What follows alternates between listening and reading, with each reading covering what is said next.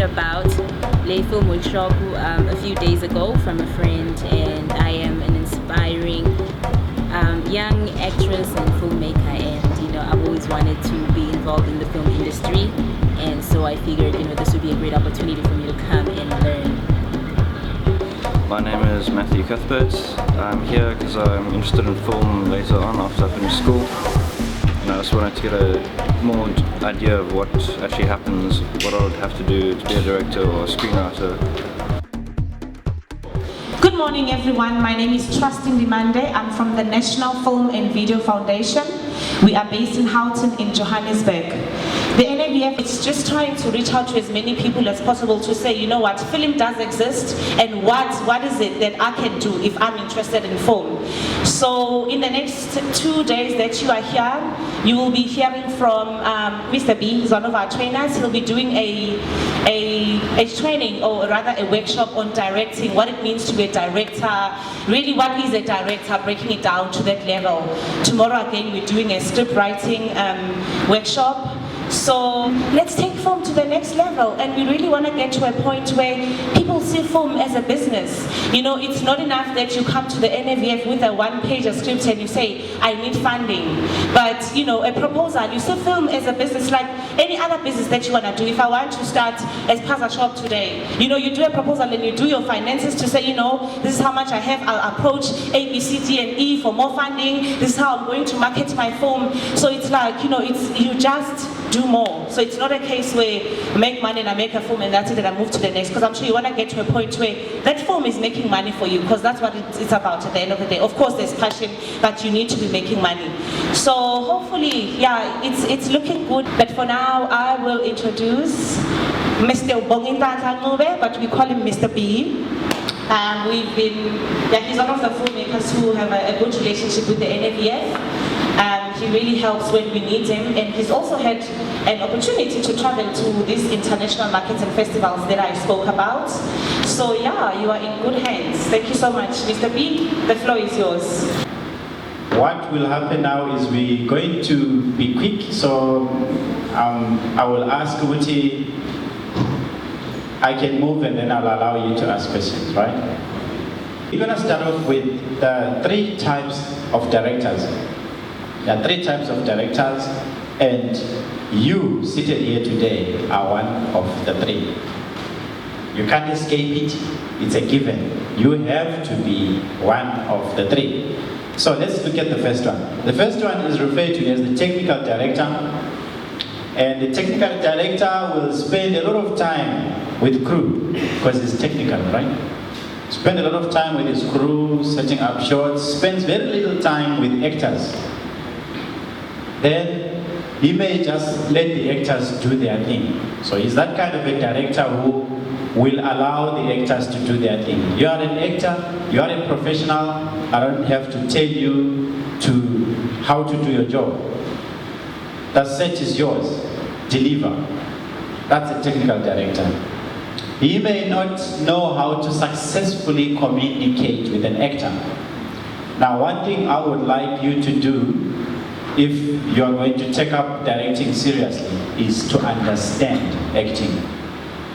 That way you will understand how to communicate with an actor, you will understand the language, and you will understand what an actor goes through. If you are not going to be able to buy maybe a book on directing actors, just write this one down. Directing Actors by Judith Weston. Directing Actors by Judith Weston. W-E-S-T-O-N. You can get it from Kalahari.net. I don't know if we've got film bookshops. That book is so important and so interesting as well. It will give you as a director an idea on how the actor feels and how the actor needs to be directed. Let's look at a performance director. Performance director works with and understands the actor and the acting process. Also spends time with technical aspects of the shot and seen. But the performance director is more inclined towards the performance, right? From the actors. The new director. Who is the new director? Us. Thank you, including myself. New director knows a little about something, but not enough of the entire job of directing. These directors work elsewhere and get a shot at directing.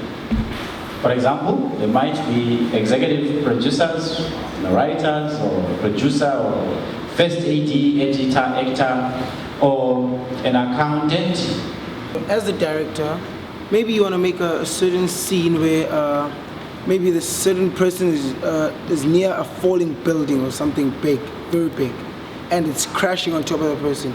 Now, you're not the editor or any, you want to, how do you know where the rubble maybe is going to fall off, and how do you deal with situations like that? Okay. If you're going to have buildings crashing, cars exploding, and all those type of things, you need what is called a visual effects supervisor.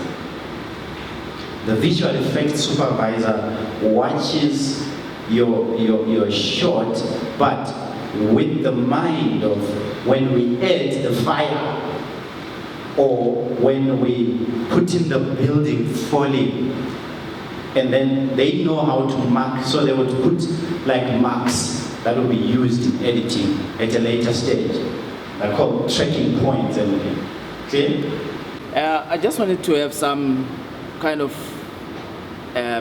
information from you now that you can share with us as a director, how one needs to handle himself in events like film festivals, where it's your first time, you've just shown your film to the audience, and now it's time for questions and answers. How do you handle yourself, against all of those questions, film critics and everyone else? First of all, this is a creative industry. Every person has got a right to criticize your work.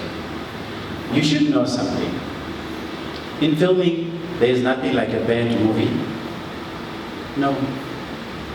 It's just a movie that is not according to your taste. How would you divide your time up in terms of percentage per stage? Percentage of time. Percentage of time. I get you. I know filmmakers will always have an edge to say, let's go and shoot. But if you don't invest time in planning your shoot, in getting the correct things you need for your shoot, in getting locations and permits, remember, the Durban Film Office, I'm sure it will assist you with getting permits to shoot.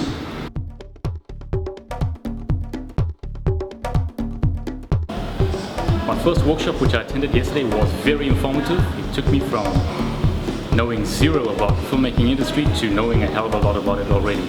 I intend attending many more workshops as they roll them out, and I know I'm going to learn a hell of a lot from it. This workshop will assist me in producing my first script, as we went through the role of a director as well as how to write our first screenplay.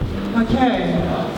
Good morning everybody and welcome. My name is Tony Monty. I head up the Durban Film Office, which is the department of the eThekwini municipality. For those of you who don't know, responsible for overseeing the development of the local film and television industry. We will be launching 2 very exciting new programs to support our emerging filmmakers in Durban, and I urge you to come along. You certainly want to hear the news. It's going to be very exciting. So, the Durban Film Mart is a finance forum. It was set up to create a platform, a space, an opportunity for filmmakers to really be able to engage not only with national funders, financiers, sales agents and distributors, but international funders, financiers, and sales agents and distributors. In the research phase of setting up the Film Mart, one of the key challenges for African film makers, because I must point out that the Film Mart is an African market, and I'm going to explain a little bit now why we set it up as an African market. We didn't call it a Durban market or a South African market. But one of the key issues facing African filmmakers today is really access to markets. If you go to Europe and you do the festival and the market circuit in Europe, it really is as simple as hopping on a train, a plane, a bus from one city, from one country to the next. The access, the ability to be able to engage with the broader global film industry on the European continent, on the American continent, is quite different to what we experience on the African continent.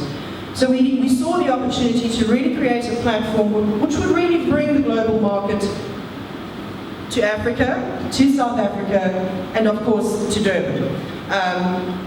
And this is really what we have tried to create over the last 3 years. We've had tremendous successes with the market, and I'm going to explain exactly how the market works in a sec. Just in terms of the response, especially from the international industry. In fact, we've reached a stage this year where we have really officially been accepted by the global, call it festival and market calendar, as an official market on the African continent, and that's a very important thing. It's a very competitive calendar, the international calendar, and we have earned the respect of other markets and other festivals across the globe, and we're very pleased to have reached this point. Now that the city has agreed to fund the program for the next 3 years, we will see some really exciting new stuff happening in terms of the model, in terms of the different programs that currently exist in the 4-day market. I tried to register a company recently. Admittedly it was an NPO. It cost us $4,000 and took 6 months.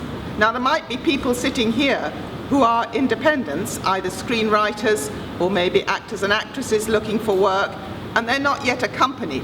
Can't your office do more to mentor people in this process of forming a company, so that the screenwriters, the actors, the producers and so on can be brought together and mentored by you to become a company? The challenge last year, we did a partnership program with Mzansi Magic, and it required the participants to have a registered company. And it was all wonderful up until the point that they asked the companies, obviously, to submit their documents, and then realized that some of the guys did not have registered companies. And we did actually assist them in registering their companies. It's a very good point, and I'm going to ask people to just note that down. And at the next workshop, I think we will put a focus on it. But it's a very important point. And I'm glad that you raised it, and I'm glad I saw heads nodding, because sometimes when we talk to filmmakers, they don't want to register a company. If you're going to be a professional filmmaker, if you're going to be a professional producer, it's quite important that you from an institutional perspective, that you have all of those things in place. Otherwise, it's going to be very difficult for you to engage with our programs, with NFEF's programs, with other organizations' programs. It's going to be very difficult for you to approach companies for sponsorships and stuff like that. It just makes it very difficult for you to navigate your way through the business world. And this is a business. We've got to remember that. Of course, there's the creative side, but it is at the end of the day a business, and we must treat it as a business. I'm a producer. Some people bring their job to me, then I shoot it. But if they bring it to you guys, it's not easy for it to qualify. So I don't know if maybe you can take a DVD that has already been shot, then change it so you can sponsor it. This can be in a really good camera. So if you are using this camera, you can show this work of this camera in a TV. I don't know, maybe if you can help us with that one.